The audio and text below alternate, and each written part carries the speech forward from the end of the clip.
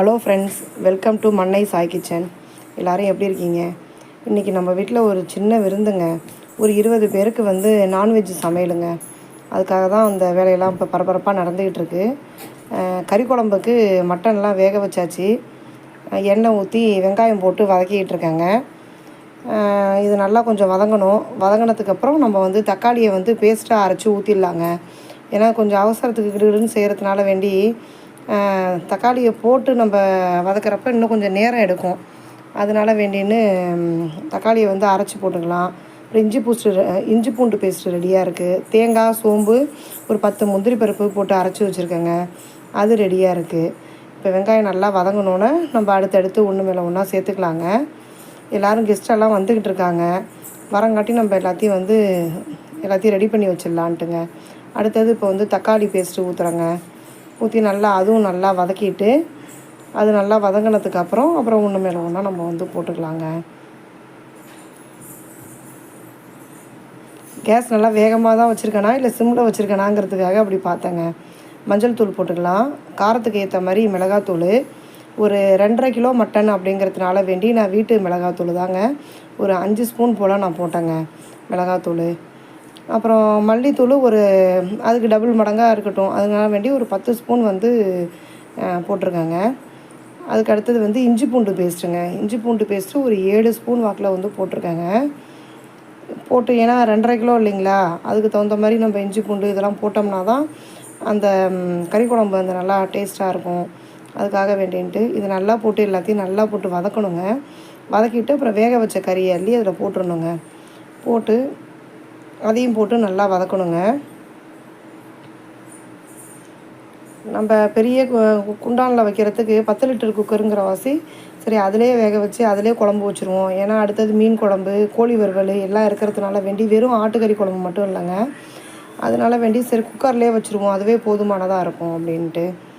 இப்போ தாங்க மல்லித்தூளே போடுறேன். இது ஒரு 5 ஸ்பூன் மிளகாத்தூள் போட்டேன்னா இப்போ 10 ஸ்பூன் மல்லித்தூளுங்க. வீட்டில் அரைச்ச மல்லித்தூளுங்க. நல்லா திக்காகவே நல்லா வாசனையாகவே இருக்குங்க. இது எதுவுமே வெளியில் வாங்கின மசாலா இல்லை எதுவுமே போடலைங்க. எல்லாமே வீட்டிலையே கைப்பக்குவமாக வீட்டிலையே நம்ம வாங்கி காய வச்சு வீட்டிலையே அரைச்சது தாங்க.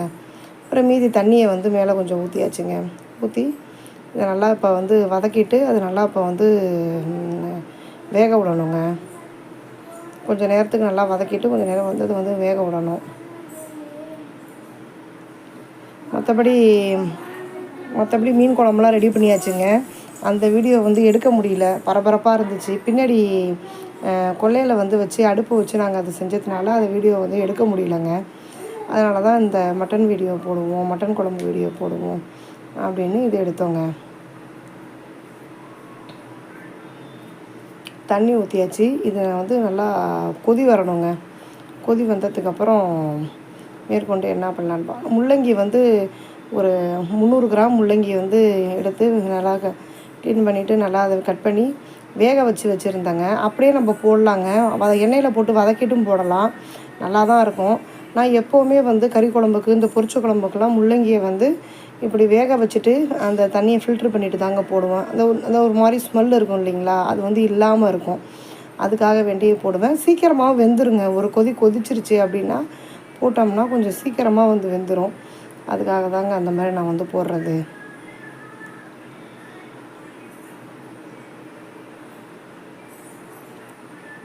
தேவையான அளவு உப்பு சேர்த்துக்கணுங்க. ரொம்ப அன்றைக்கி இந்த குழம்பு ரொம்ப நல்லாவே வந்துருந்துச்சுங்க.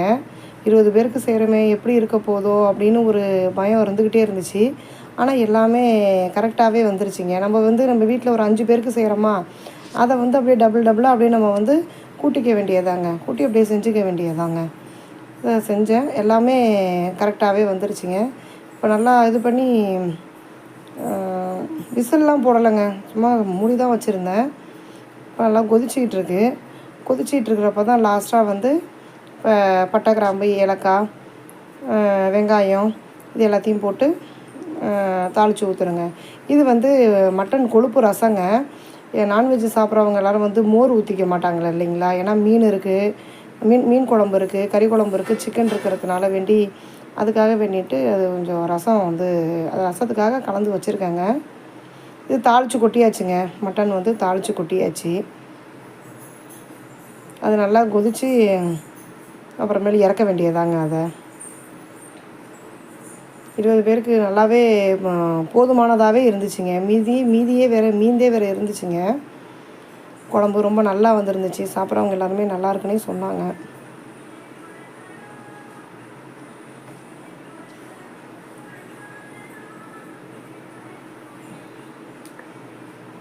நல்லா கிண்டிட்டு நல்லா கொதிச்சோன்னா இது பண்ண வேண்டியதாங்க. இது வந்து சிக்கன் போட்டிருந்தேங்க. எண்ணெய் ஊற்றி பட்டை, சோம்பு, கிராம்பு எல்லாத்தையும் போட்டு லாஸ்ட்டாக கொஞ்சமாக வந்து புதினா இலைகள்ங்க அது. அன்றைக்கி வீடியோ எடுத்த அன்றைக்கி வாய்ஸ் கொடுக்க முடியலங்க. அதாங்க இன்றைக்கி கொடுக்குறேன். எல்லோரும்